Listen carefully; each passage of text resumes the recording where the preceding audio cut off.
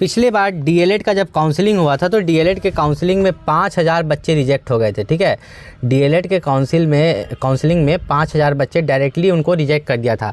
अब उनको रिजेक्ट करने का कारण क्या था, ध्यान से समझ लीजिए। अगर आप भी डीएलएड की तैयारी कर रहे हैं, ठीक है, अगर आप भी डीएलएड का यहाँ पर एंट्रेंस एग्ज़ाम भरे हैं, ठीक है, अगर आपने डीएलएड का एंट्रेंस एग्ज़ाम जो है इसका फॉर्म भरा है और डीएलएड का एग्ज़ाम देने वाले हैं और आप भी चाहते हैं आपको सरकारी या प्राइवेट कॉलेज, कोई भी कॉलेज कम से कम मिल जाए, आप डीएलएड के एग्ज़ाम में पास कर गए और काउंसलिंग में भी सेलेक्ट हो जाए, तो जो बच्चे यहाँ पर सरकारी कॉलेज के लिए सेलेक्ट हुए थे, ठीक है, ऐसा था कि जो बच्चे सरकारी कॉलेज के लिए सेलेक्ट हुए थे तो उसमें से 5000 बच्चे तो सिर्फ डॉक्यूमेंट वेरिफिकेशन में रिजेक्ट हो गए थे।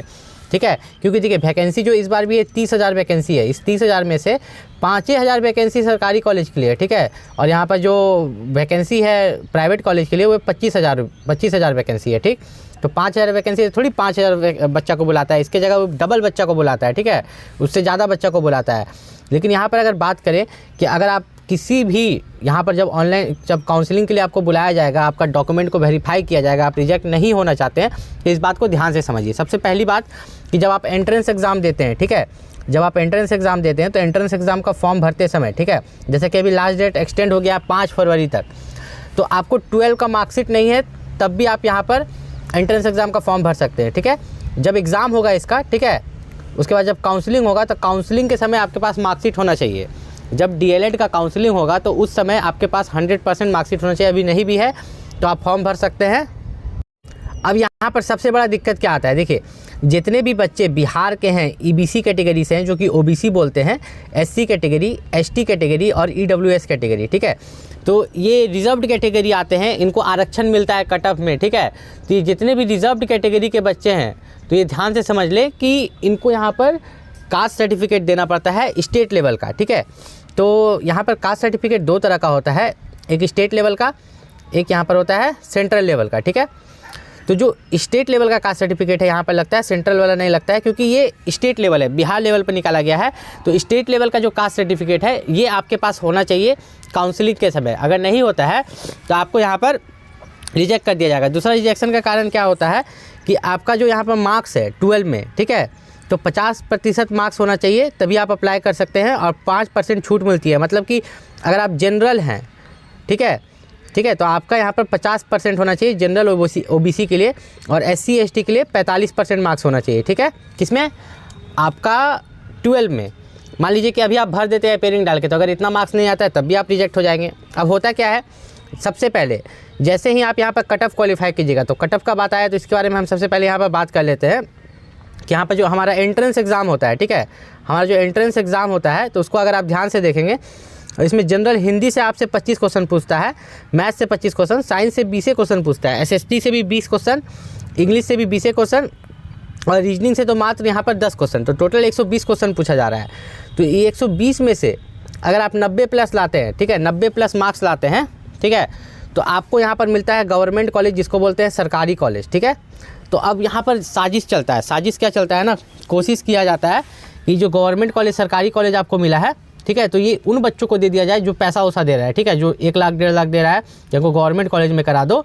ठीक है, तो आपको हटाने के लिए कोशिश किया जाता है डॉक्यूमेंट वेरिफिकेशन के जरिए। अब यहाँ पर होता क्या है कि आप जाते हैं काउंसलिंग के लिए, जिसमें डॉक्यूमेंट वेरिफिकेशन होता है, ठीक है, तो उसमें सबसे पहले आपको कास्ट सर्टिफिकेट मांगता है, जाति प्रमाण पत्र जिसके तहत आपको रिजर्वेशन मिला, आपका कट ऑफ कम गया, ठीक है, फिर आपको मांगता है बाकी का पेपर, जैसे कि आपका निवास प्रमाण पत्र, ठीक है, आपका निवास प्रमाण पत्र हो गया। फिर आप जो फॉर्म अप्लाई किए थे उस फॉर्म को भी रखिएगा अच्छा से, वो फॉर्म आपसे मांगा जाता है। ये सभी डॉक्यूमेंट्स को, आपका 10th का मार्कशीट को, 12 का मार्कशीट को, सबको वेरीफाई करने के बाद आपको यहाँ पर सरकारी कॉलेज अलॉट होता है, जिसकी फ़ीस बहुत कम रहती है। फ़ीस की बात करें तो 10,000 से 15,000 रुपया सालाना रहता है। मतलब 2 साल पढ़िएगा तो मात्र आपको 20,000 लगेगा, बेसी से बेसी लगेगा तो 25,000 लगेगा सरकारी कॉलेज में। अब यहाँ पर बात करें अगर डीएलएड का, तो डीएलएड का ये जो एंट्रेंस एग्ज़ाम है, तो ये यहाँ पर आप लोगों का एंट्रेंस एग्ज़ाम का जो तरीका है, ठीक है, तो कंप्यूटर बेस्ड टेस्ट एग्ज़ाम होता है। तो आपको क्या करना है, अगर आपको डीएलएड एंट्रेंस एग्ज़ाम में पास करना है तो इस वीडियो को ध्यान से सुनिएगा। सबसे पहली बात, मैं आप लोगों को स्टार्ट करूँगा जनरल हिंदी, एसएसटी, साइंस, ठीक है, और इंग्लिश के क्वेश्चन से। ठीक है, जनरल हिंदी का क्वेश्चन, साइंस का क्वेश्चन, एसएसटी का क्वेश्चन और इंग्लिश का क्वेश्चन जो प्रीवियस ईयर में आ चुका है, मैं अपने इस यूट्यूब चैनल पर आपको पढ़ाऊँगा। चैनल को सब्सक्राइब कर लीजिएगा। उसके बाद क्या करना है, आपको कोई भी जैसे टेस्ट रैंकर, ठीक है, एक होता है टेस्ट बुक, ठीक है, मॉक टेस्ट का ऐप है, एक है टेस्ट रैंकर, ठीक है, एक है आपका ग्रेड अप। तो इस तरह करके बहुत सारा ऐसा ऐप है जिस पर आप प्रैक्टिस टेस्ट दे सकते हैं। जैसे वहाँ एग्ज़ाम दीजिएगा ना जी, तो उसी इंटरफेस में आप मोबाइल पर एग्ज़ाम दे सकते हैं, अलग अलग मॉक टेस्ट दे सकते हैं, ठीक है। वहाँ आपको previous year question paper PDF सब मिलता है। तो आपको अभी से रोज़ एक मॉक टेस्ट देना है, आपको प्रैक्टिस करना है, ठीक है। अगर आप घर से प्रैक्टिस करके जाइए कि मोबाइल में कैसे टेस्ट देते हैं, तो वहाँ कंप्यूटर पर देने पर आसानी बनेगा। अचानक से वहाँ बैठिएगा पहला दिन तो कुछ समझे में नहीं आएगा, ठीक है। तो प्रैक्टिस करके आपको जाना है। और DLED का जो एंट्रेंस एग्ज़ाम होने वाला है, तो इसके साफ साफ एक चीज़ लिखा हुआ है कि आपका जो रिजर्वेशन रहेगा, ठीक है, तो रिजर्वेशन को लेके ये लोग बहुत सख्त है। अगर आप ऐसा डाल देते हैं कि आप OBC कैटेगरी से हैं, SC से हैं, ST से हैं, और बाद में कास्ट सर्टिफिकेट, जाति प्रमाण पत्र नहीं दे पाते हैं, तो आपको सीधा रिजेक्ट कर दिया जाएगा सरकारी कॉलेज मिलने के बाद भी, ठीक है। तो DLED में यहाँ पर जितने भी बच्चे हैं, तो ध्यान से सुनो कि आपको पढ़ना कहाँ से है। जैसे जो जनरल हिंदी है, ठीक है, मैथ्स है, साइंस है, SST है, इंग्लिश है, तो इस पर ज़्यादा फोकस आपको करना है, ठीक है। रीजनिंग 10 मार्क्स का है, उसमें पाँचों को बनाइएगा तो चल जाएगा। मेन यहाँ पर है कि आपको मैं एक बुक बता रहा हूँ DLED का, ठीक है। जैसे वीडियो स्टार्ट होगा ना, तो यहाँ पर वो बुक आएगा, ठीक है, या डिस्क्रिप्शन में उस बुक का लिंक दे दूँगा, आप वहाँ से परचेज़ कीजिएगा उस बुक को और उस बुक से पढ़िएगा। मैं भी उसी बुक से पढ़ाऊँगा, ठीक है। DLED के जितने भी क्वेश्चंस पढ़ाऊंगा ना, मैं उसी बुक से पढ़ाऊंगा जो बुक आपको रिकमेंड कर रहा हूँ, ठीक है। नीचे डिस्क्रिप्शन में लिंक में दूंगा, तो उस बुक से आपको पढ़ना है। अब यहाँ पर DLED में आपको करना क्या है, ठीक है, तो एंट्रेंस एग्ज़ाम में जितना भी समय है उसमें रोज़ एक मॉक टेस्ट तो आप दीजिएगा ही दीजिएगा, जिससे कि आपका प्रैक्टिस यहाँ पर होते जाएगा।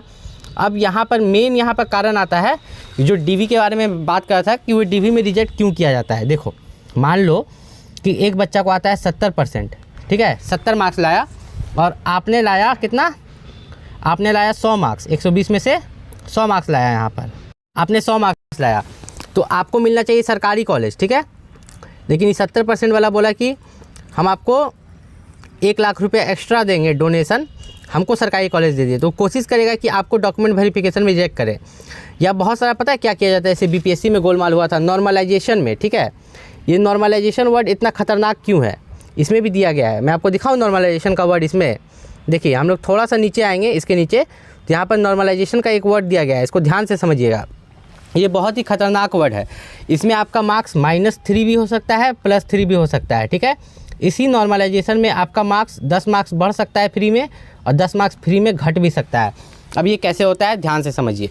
ये कुछ इस तरीक़ा से होता है कि आप एग्ज़ाम में जब बैठ रहे हैं, सबसे पहला तरीका जो नॉर्मलाइजेशन का वो लोग अपनाते हैं कि जब आप एग्ज़ाम में बैठ रहे हैं, तो 120 क्वेश्चन में से, ठीक है, आप कितना क्वेश्चन अटेम्प्ट कर रहे हैं। मान लीजिए आप 100 क्वेश्चन अटेम्प्ट कर रहे हैं, एक जगह आप 80 क्वेश्चन अटेम्प्ट कर रहे हैं। तो अगर आप 100 क्वेश्चन अटेम्प्ट कर रहे हैं, ठीक है, और इसमें अगर 20 को गलत हो जाता है, तो आपको नॉर्मलाइजेशन में मार्क्स नहीं मिलेगा। लेकिन अगर आप 80 ही अटेम्प्ट कर रहे हैं और 80 का 80 सही हो जाता है, तो आपको नॉर्मलाइजेशन में 20 मार्क्स उल्टा एक्स्ट्रा मिल जाएगा, जहाँ कि आप पहुँच जाइएगा 100 मार्क्स पर। तो याद रखिएगा, सबसे पहला तरीका कि अगर आप एग्ज़ाम देने जा रहे हैं, तो 120 में से जितना आता है, मानो 70 आता है, तो 70 ही अटेम्प्ट करना, ठीक है। यहाँ पर आपको क्वेश्चन जो तुक्का नहीं लगाना है, ठीक है। अगर आप 70 अटेम्प्ट करते हो, तो आपको 20 नंबर तक नॉर्मलाइजेशन में एक्स्ट्रा यहाँ पर मिलेगा, ठीक है। 100% मिलता है एक्स्ट्रा, किसी को 10 मिलता है, किसी को 15, किसी को 20, किसी को 25 मार्क्स भी यहाँ पर नॉर्मलाइजेशन में एक्स्ट्रा यहाँ पर दिया जाता है। इस बात का खास ख्याल रखना। अब यहाँ पर होता क्या है कि 2 तरीक़ा से नॉर्मलाइजेशन किया जाता है। सबसे पहला ईजी शिफ्ट पर, ध्यान से समझो। मान लो कि 120 में से आपने अटेम्प्ट किया 70। अगर आपका एग्ज़ाम ईजी शिफ्ट में पड़ेगा, तो आपको 70 + 10 मार्क्स देगा, आपको 80 मार्क्स मिल जाएगा, ठीक है। अगर एग्ज़ाम आपका हार्ड शिफ्ट में पड़ेगा, तो आपको 70 + 20 मार्क्स देगा या 30 मार्क्स, तो 70, 80, 90, आपको 90 मार्क्स मिल जाएगा। तो याद रखिएगा कि एग्ज़ाम में जितना क्वेश्चन आता है उतना ही अटेम्प्ट कीजिएगा, तो आप नॉर्मलाइजेशन में ज़्यादा मार्क्स उठा सकते हैं। और DLED की अगर आप तैयारी कर रहे हैं, तो इस चैनल पर यहाँ पर DLED का जितना भी सब्जेक्ट है, ठीक है, आप ये जितना भी सब्जेक्ट यहाँ पर देख रहे हो, यहाँ पर मैथ छोड़ के बाकी सभी सब्जेक्ट्स मैं आपको पढ़ाने वाला हूँ। अगर मुझे साधन मिला तो मैं मैथ भी पढ़ाऊँगा आपको। तो इस चैनल को सब्सक्राइब कर लेना। मिलते हैं अगले वीडियो में, तब तक के लिए नमस्कार।